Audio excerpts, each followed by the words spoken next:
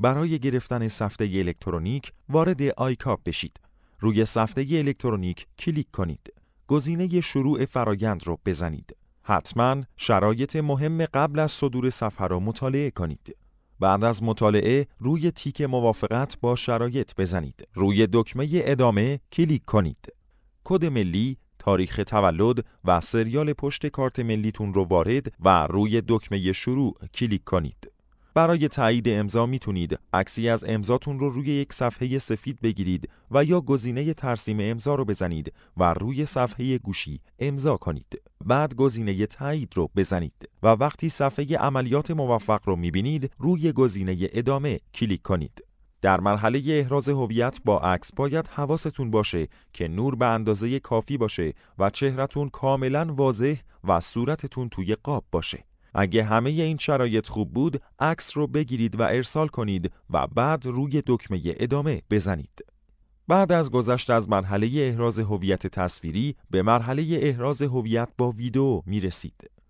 توی این مرحله دو انتخاب دارید: یا جمله نوشته شده توی ویدئو رو بخونید و ضبط کنید و یا با حرکات دست احراز هویت رو تکمیل می‌کنید.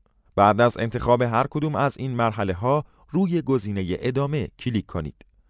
ویدئو رو ضبط کنید و گزینه پایان رو بزنید.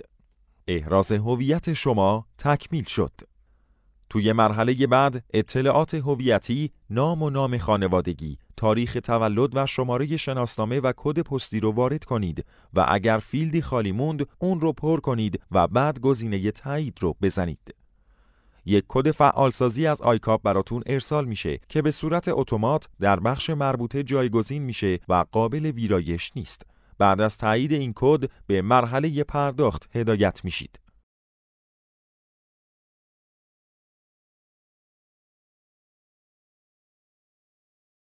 بعد از کلیک روی دکمه تکمیل فرایند خرید، مرحله صدور امضای شما تکمیل شده و لازم روی گزینه ورود به سامانه سفته الکترونیک کلیک کنید. در متقاضی وام هستید، لازم گزینه صدور سفته الکترونیک رو بزنید. بانکی که درخواست وام دارید رو انتخاب کنید و مبلغ تعهد سفته رو وارد کنید.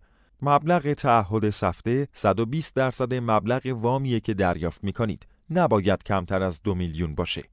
توی مرحله بعد اطلاعات محل سکونت رو وارد کنید و روی گزینه تایید و ادامه کلیک کنید. حالا میتونید جزئیات سفته رو توی صفحه ببینید و به طور کامل بررسی کنید. بعد از بررسی تیک تایید صلاحیت اطلاعات رو بزنید و روی گزینه تایید و پرداخت کلیک کنید. توی مرحله بعد یک تایید